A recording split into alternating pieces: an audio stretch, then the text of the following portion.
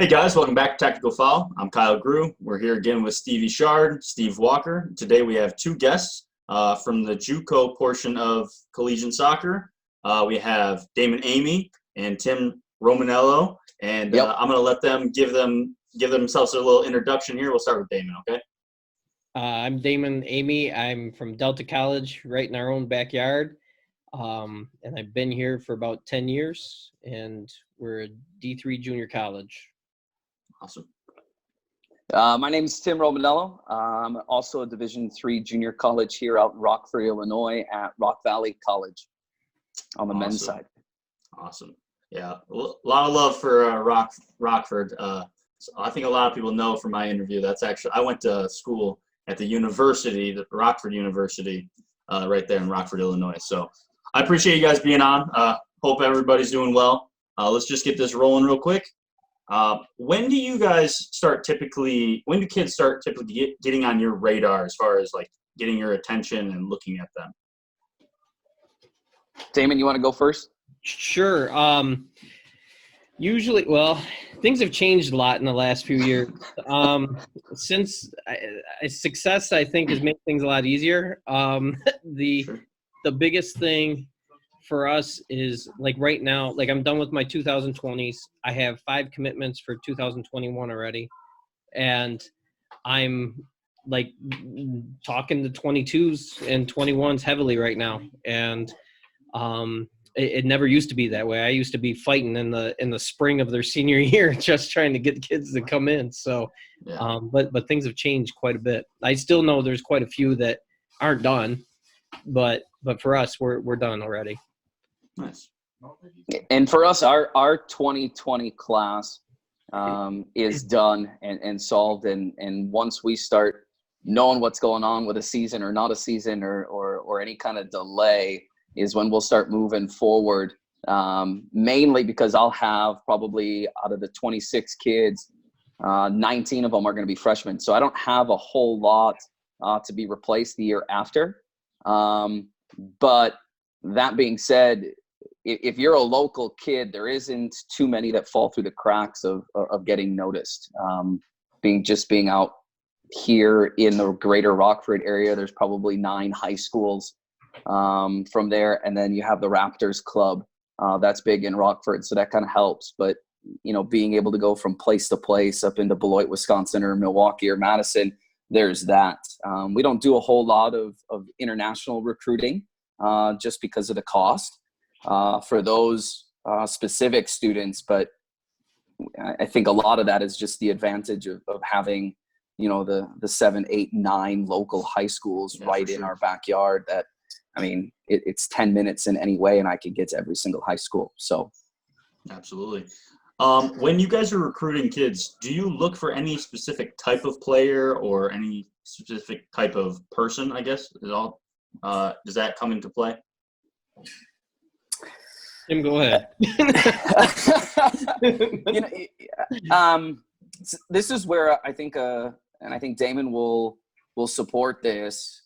This is where the coach's philosophy comes in. I think my personal philosophy is a very family-friendly individual that doesn't mind going into the home and being a part of my own extended family, but then also the kids that are looking to buy into certain programs on what they're going to want to do and to achieve. So if you're a junior college and you're spending, the 2 years here, well, the end game hopefully is to get on to the next level, and a next level being, a big time school if you're that kind of player. So those personality and character traits, I think, have to fit the current dynamic of both of your head coach of what you're looking for, but then what your chemical makeup is of your current roster. In terms of just the player, I think it has to be a team first kind of mentality. I think, you can always deal with the 1 or the 2 selfish kids that play selfishly, but not the ones that have the attitude that are selfishly, because those are the first players that are going to end up on the bench. So to speak, because they're going to lose interest right away if it's not benefiting them versus it's benefiting the team. But we're looking in terms of, I don't look at tactics. If a high school or a club is playing a 4-3-3 and that's what we're playing, that doesn't bother me. I'm looking at what that technical ability is from that player, that range of motion, how quickly and how much space do they require on a first touch and a second touch, and are they using that first touch how effectively to set up for their second touch on whether that action is to dribble or pass or shoot, whatever it may be. Being time sensitive, space sensitive to those touches, and the overall technical ability of that player is exactly what catches my mind pretty quick. And then a whole slew of intangibles, right? Damon will tell you, we love kids that are, tall and the fastest kids on the field. Like those, those are great, but sometimes that doesn't produce very many results or going to the next level in a placement rate if you have those tangible qualities, but controlling and kicking and that movement and that soccer specific activity that's required. If it's of low quality, chances are they may just die in the junior college game, so to speak. Yeah. For us, exactly what Tim said, but with us a few years back, we made a decision that we're not going to recruit as much a prima donna as we had in the past, and because it just caused chaos. And we went more for character and, of course, ability levels, speed kills. But if I would go to a game and I see a kid screaming at her teammates or a ref or whatever, I just get up and leave. And that's kind of how we roll with things. And we've been very, very lucky. I think that's why we're so successful, is because the character of the kids we're bringing in, they will die for each other. And, for sure.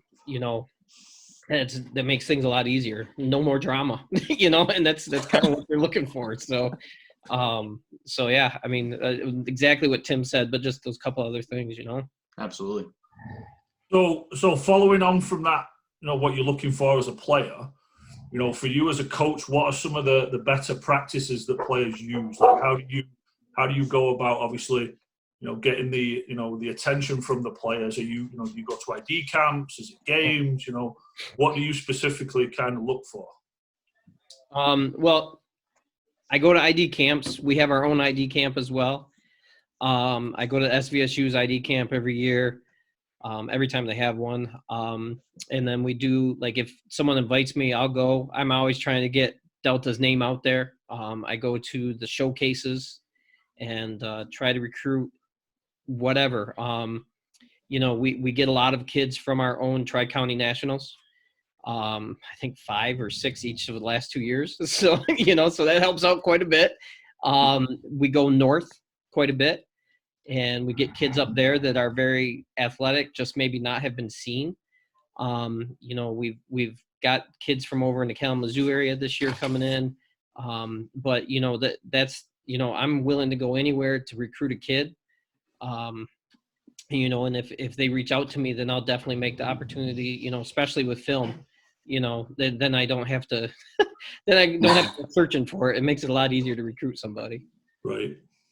Yeah, no, I think Damon hit the nail on the head there. I think especially as a junior college coach that maybe don't have all the financial resources as some of these bigger programs, you have to expand, your radius and your brand as well. But I think the difference between some of these really good programs at any level, and I don't care if it's a 4-year Division I or it's a Division III junior college, if you're looking at being competitive and creating some kind of longevity out of it, you have to expand your radius, right, and your search capacity. So, I'm just like Damon. I'm willing to go wherever and have phone conversations with other coaches from other states and other locations. I know my connections with Royal Oak Football Club and you, Steve, at Nationals, and there's been some Vardar coaches and Wolves and stuff like that I've been able to tap into to say, hey, look, like, are there any available players? Are there any that are looking to even get out of the area that they're in, or Oakland and Michigan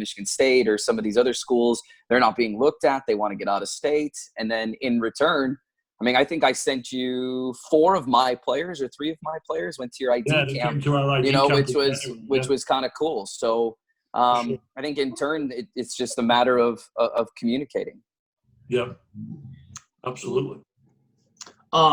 just to add on to that, when kids are trying to get your attention, has there been any creative or just like memorable ways that kids have, maybe a certain tape or just anything creative any kids have done that stand out in your guys' minds? I mean, I think I had one kid that sent me an interview. Hey, this is how it is. And it was more of just the character base. And then at the end of it, it was maybe like a 3 to 4 minute video clip of this individual talking.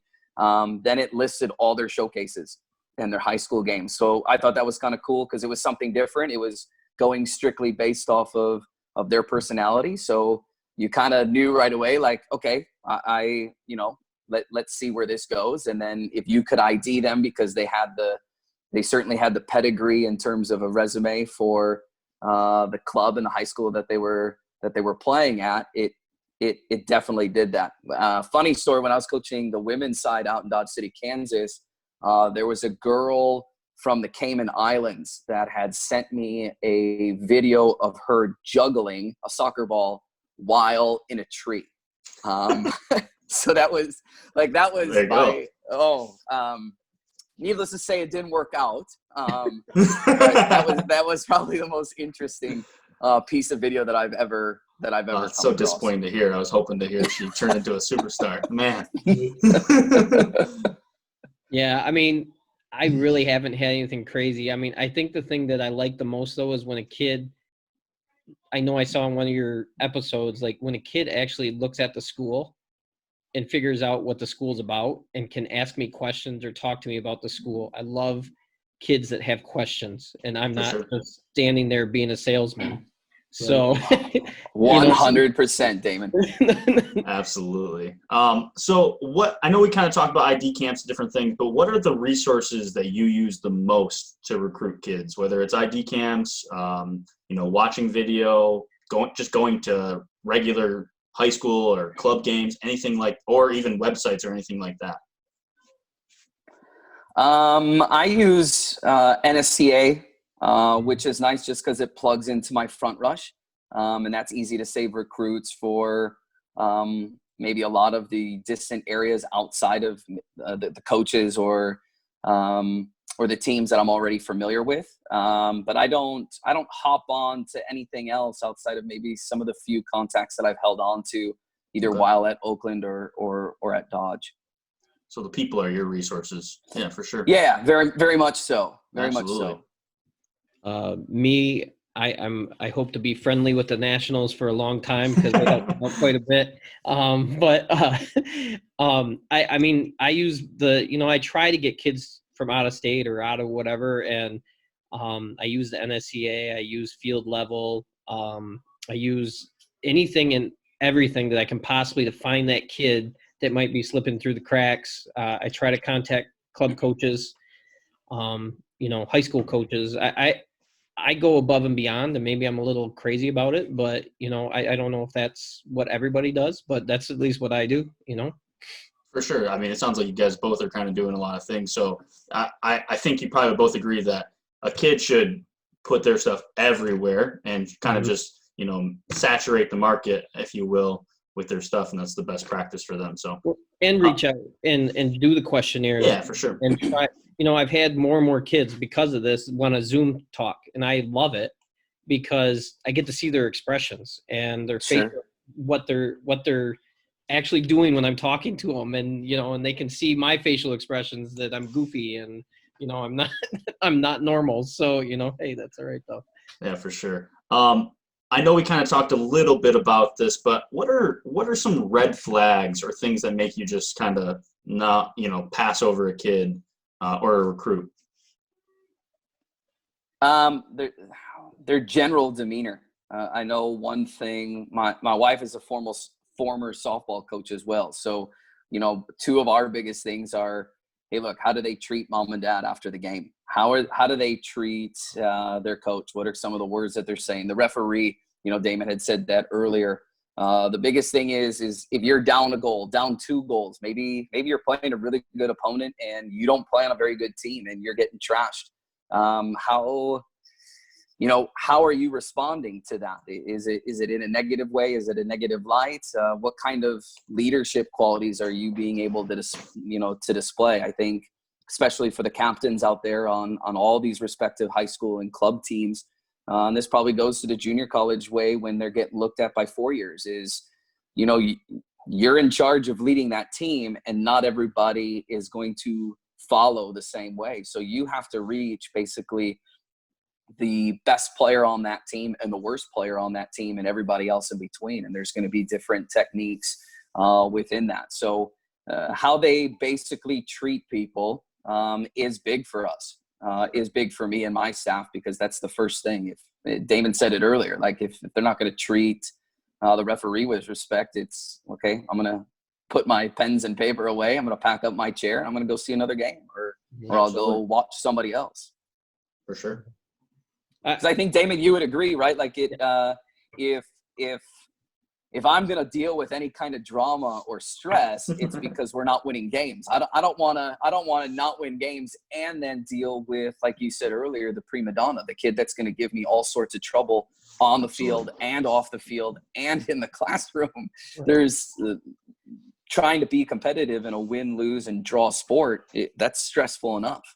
Right. Well, and we're lucky in the girls' side that most of them are really good students, so we don't have to worry about that as much as the guys side a lot of times. But sure. The other thing is I like to see what are they doing if they mess up. Are they their hands up in the air? Are they laying on the ground and going, or are they getting up and trying to win that ball back? And that shows me a lot about them. And are they picking their teammates up? Are they giving them 5 if they, make a good play or something like that? I mean, it's those are huge things. And like I said earlier, with the recruiting, don't send me an email with a prototypical what you send to everybody else. And I think I saw you guys say something on an earlier show, like I've had them call me other names, and I'm going, what the? So that goes in the trash immediately. That's a red flag. So. For sure. Or if their parent sends me an email, I just throw it out because it's not even worth it, because I know who rules that relationship. So Sure. For sure. So, touching on the back of that, when it comes to players, what's your expectations of their communication? Like, what do you feel as a coach? Like, because obviously you guys have been around a long time, and so as the longer you're in the coaching environment of the college game, does your communication style change because you've dealt with different people? Like, what's your main communication? Like, what do you expect from the player? Like, are you talking like text or call? So interaction, okay. Is it, when you're recruiting? So we'll do 2 parts: the recruiting, and then when they're in your actual squad. Okay.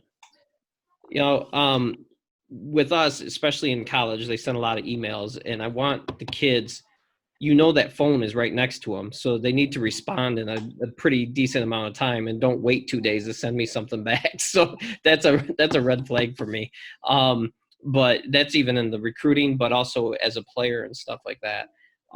They need to be on top of that kind of stuff. I don't want to have to be chasing you down to find out information about you or anything like that. Yeah, I think that's the beauty of the platform we use for recruiting in that front rush, is I can send an email, I can send a text, and regardless if it's either or either, I know exactly when they open it, I know when they read it, and sometimes there are a lot of players that are very good about responding, and then there's other players that don't respond at all. I had a kid that probably went 4 or 5 months without responding, and he just reached out the other day and asked when the tryout was. And I told him, I said, I have some bad news for you, but again, that just goes into timeliness of your communication. That's also the downfall of technology, right? However it's great right now, especially in this quarantine times, that we can Zoom and Microsoft Office and do all of these things and text and video chat on basically any platform. you send a message in Facebook or you send a text message, you know exactly when it's read now.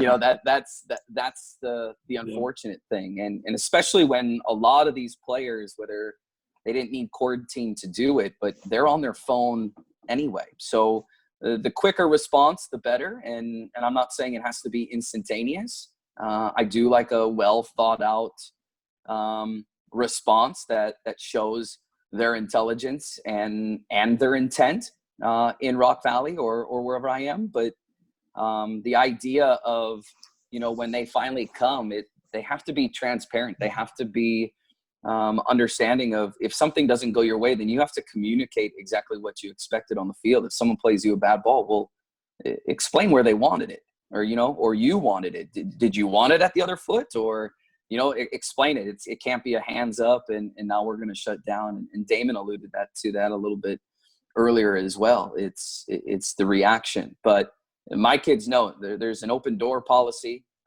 There's a couple things that are non-negotiable. Class attendance, for example, attendance at practice, the attitude. Those are all non-negotiables. But my kids are told right from the start, look, you're going to get told I love you at 3 different times. And this is something, you know, I told my Royal Oak guys, these are guys at Oakland that knew that, and at Dodge City as well, is it's going to be the time that you are just part of my extended family. So this is when I'm going to express that. And 2, I'm going to tell you I love you because I'm about to tear you apart, so that you know in advance, you know in advance that this is coming. Or I'm going to tell you, you know, the third time is, look, I've just ripped you apart and now it's my turn to build you up. But I think in this day and age, if you coach with a little empathy and these players really know that you're bought into them just as much as you want them to buy into the program, running through or into and through a brick wall, it's going to be reciprocal. So Absolutely. Well, and to add to that, though, you know, we spend a lot of time in the spring or in the fall in the 2-a-days, and we actually take one of our practice times to learn about the characteristics of the kids and why certain kids get along with others and don't get along with others. And it's not just because they're trying to tick you off, but I think a lot of our kids, they need to be taught what communication is, like sure. the right time, the right place, the right tone, and we do all that for them, you know, and because we can't just expect them to understand it. For sure. So we're kind of talking about the recruiting process. When do you have players actually commit, you know, officially, well, verbally commit to your program? The sooner the better. Oh no, David's 100% right there. Absolutely. To be honest, because I mean, especially with the quarantine thing right now, is like the 2021s. I feel bad for them because they're not getting seen as much as they should, and some are committing really early and late. It's kind of crazy, but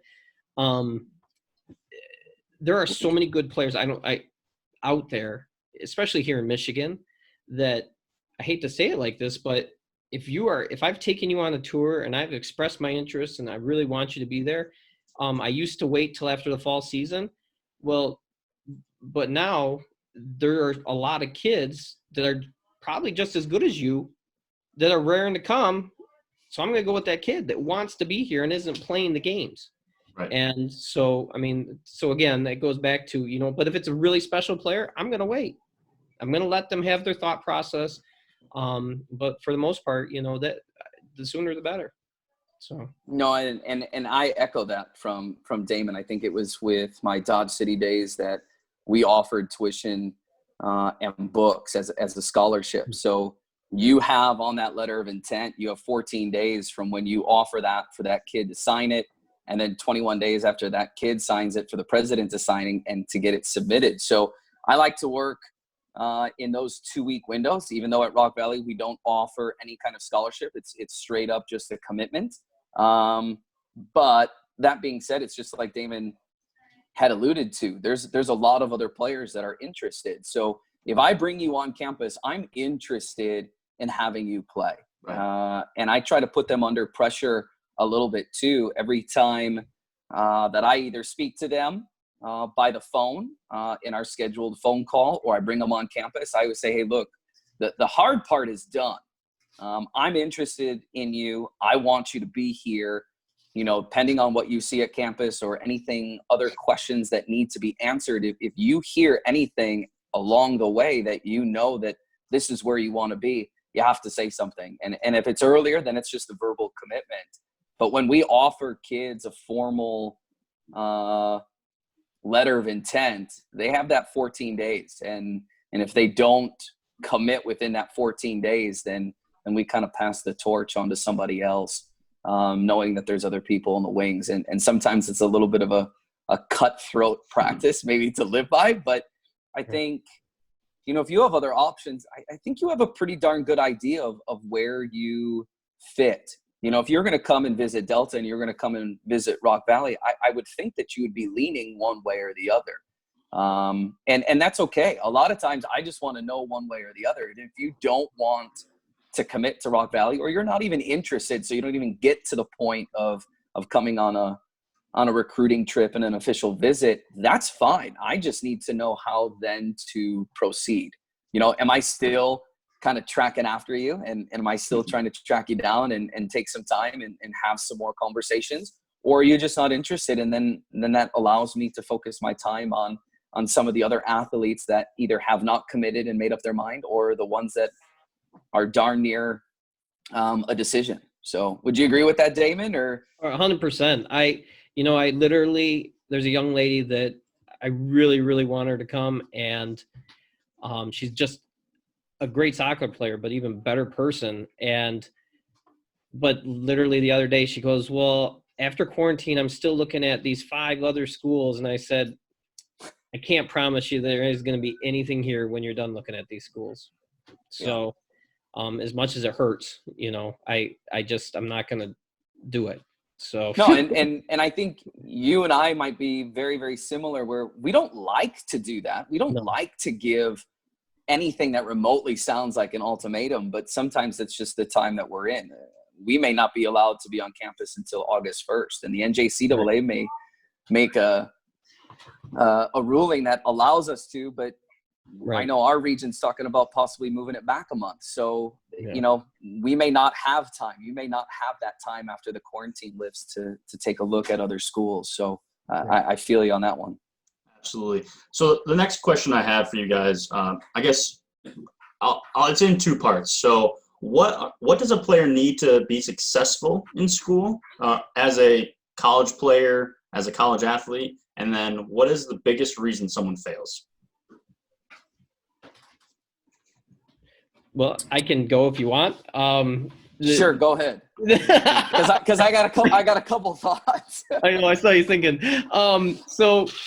Well, the biggest thing, especially with the junior college, coming from a 4-year school, I'm amazed by how many things are set up for kids to be successful and to be ready to move on to the 4-year school. Like they have a writ center where the kids can hand in their writing and a professor corrects it and gives comments and gives it back so they can hand it in for a great grade. They have professors that are free for tutors of all subjects, you know, and you get first dibs on all your classes. I mean, like there's just a lot of really cool things about the junior college level. And if you're going to fail, you have done nothing. I'm sorry. I mean, but pretty much they put so many things into place along with us as coaches and everybody else trying to get you to be successful. You have forced your own self to not pass as far as I'm concerned. Sure. Yeah. I mean, again, we're on the same page because I think it's almost harder and requires far more effort to be unsuccessful, particularly at a junior college. I mean, you actively have to be not doing work, not going to class on finals days or exam days, but specifically every day to not put it in. I mean, and this goes back to my days at Oakland as well. And even me as a student athlete when I was in college, go to class and you're almost guaranteed a C because you're taking classes that have to do with your picked and intended major.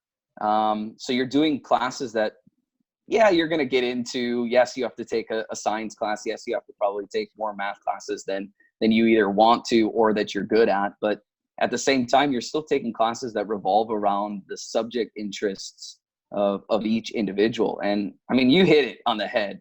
There's so many resources out there, from free tutoring to math centers and writing centers. And then all of a sudden they have personal advisors. And then, you know, coaches and athletic departments are putting together study halls and mandatory grade checks and everything. And it, you know, to be successful, I think you have to know exactly what you want. And if you're good at being, or I should say managing your time, you're not going to stray too often.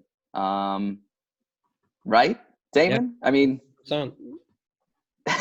I'm trying to think of if I missed anything. But no, you guys it's are a doing lot great. harder to fail than it is to succeed, just because you're set up in so many different avenues to get to the next level. I mean, the NCAA and the 4-year level come out right away and say it. Look, like, you need a 2.3 and your core credits to graduate, you know? And I tell kids all the time, look, you graduate from a junior college with a 3.2 or higher, and they're going to be giving you money. Yeah, for sure. You know, and a boatload of it. So you don't even need the academic money. So, yeah, it's a lot harder to fail than it is to succeed. But if you're not into time management and you're not an independent person, you're going to struggle for a bit until you get set in your place. Absolutely. Guys, you guys have given a lot of information, a lot of great information, honestly.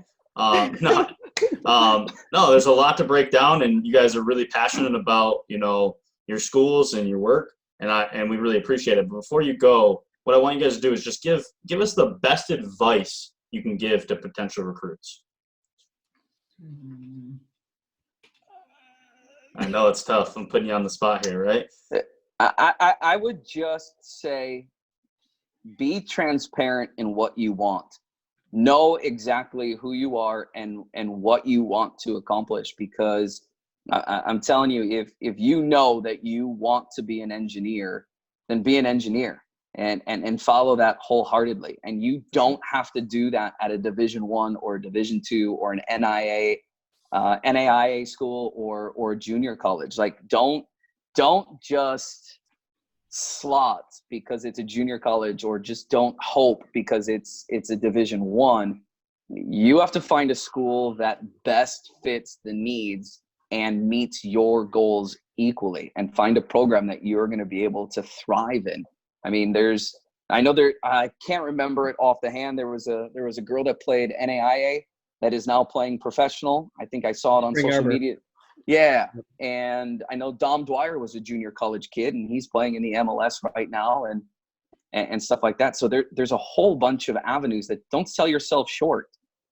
Be open to ideas, and don't come to a situation thinking that you know every answer, because the more open-minded you are, the more doors that are going to open for you later on. Absolutely. I agree 100%. That one of the biggest things we always tell our kids is put yourself out there. You know, these girls are going to be your best friends, not only the 2 years you're here, but I can't tell you. I mean, I'm sure everybody here agrees that the Coaches College, they're your friends for life for the most part, because they're going to be in your weddings. They're going to be, you know, I mean, and you get what you put into it, the experience. I mean, we always say, I mean, I know we've been to the national tournament and lost in the national championship game the last 2 years, but my biggest thing for the kids is the experience that we've had. You just can't replace it. All the fun things that we've done, and you know, you want to make sure that it's the right place. Like with junior college, I will go this way. The cool thing is there's unlimited substitution like high school, so you can get in and play a lot as a freshman, and you can start a lot of times. They need you to play, where you might not play the first couple of years at another school, at a bigger school, but you got to figure that out for yourself. You know, like we talked about, go see those other schools and see what's good that you like and dislike. And does the coach yell a lot? Is that not good for you? Or go to a game where they don't know you're there. Then you can really figure out how they treat their players. You know what I mean? Because they can be sweet as peaches in the recruiting process, but you get to that game and you're like, whoa, okay, this is a totally different person, you know? And then look at the roster. Are they keeping 45 kids on the roster? You know, that you got to know what kind of situation you're heading into. So absolutely. It's just, I think it keeps going back. I think it's the most important thing that we've talked about is just being aware and being prepared and just doing your research. So, guys, I really do appreciate your guys' time. This has been really great. Tim, Damon, we appreciate you, and we look forward to talking to you guys again. This has been Tactical Foul. I'm Kyle Grew, Steve Walker, Stevie Shard, and we'll see you guys next time. Thanks, guys. Thanks for having us, guys. Thank you for having us.